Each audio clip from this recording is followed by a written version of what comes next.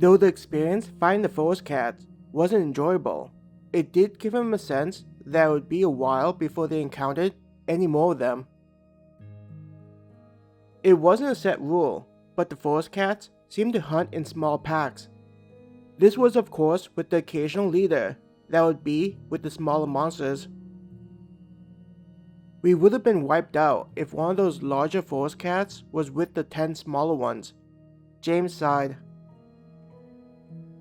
They were back on the trail, with both of them injured, Maya with her ankle and him wrapped up in bandages. It was unreasonable for them to move faster than the walking pace. James chewed on the wicking leaf.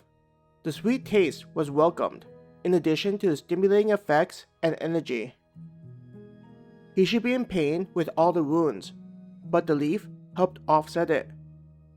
The medicinal aspects made him think that people would appreciate trying out the wicking leaves before the world had ended.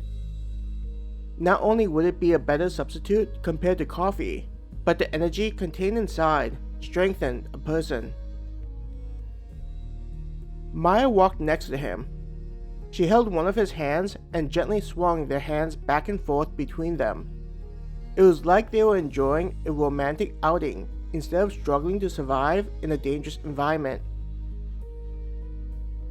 I can imagine if we left the city, there would be moments like this, where we could just enjoy ourselves. Maya commented. What makes you think that? James turned and grinned at her. She shrugged. I just can't imagine that it's always a fight for survival.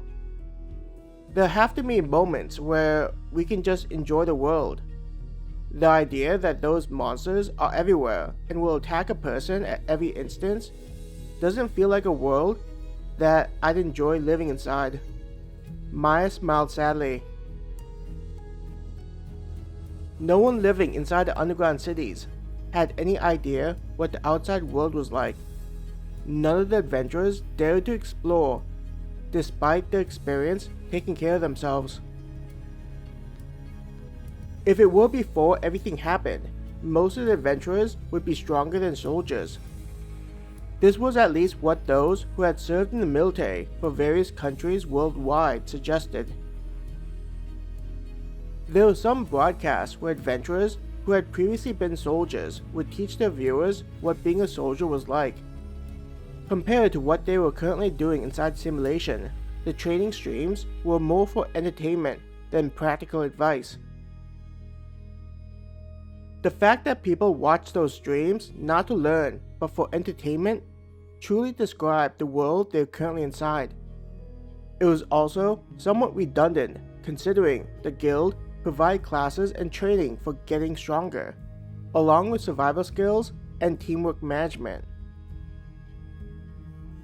He had never been to a university, but from the comments from adventurers, the experience was similar. I hope that's the case too. James gently squeezed Maya's hand. Even if he didn't believe the thought deep down, James wanted to be optimistic. The days slowly passed as they walked through the forest. There were moments where they pointed at animals going about the day. Seeing the forest creatures made the two of them happy. The animals acting naturally in the environment and not running off meant that there were no dangers close by. They'd occasionally interact with chat to see what they thought about the day. With finding the forest cats over, it was a nice break for the viewers, watching James and Maya just enjoying the day at a leisurely pace. What are we going to do about when it gets dark? Maya asked after they watched a group of deer going about grazing for food. The wicking leaves no longer fun? James teased. Whenever the flavor of the leaves went away, they'd grab a fresh one. But even with the sweet taste, after a while, the experience became tedious. Maya pushed her shoulder into his. Getting the message, James said, Honestly, I didn't want to take a break, but considering both of our conditions, I suspect that We'll need to rest instead of continuing through the forest at night." Hearing that they'd be sleeping for the night, Maya snuggled up close to James happily.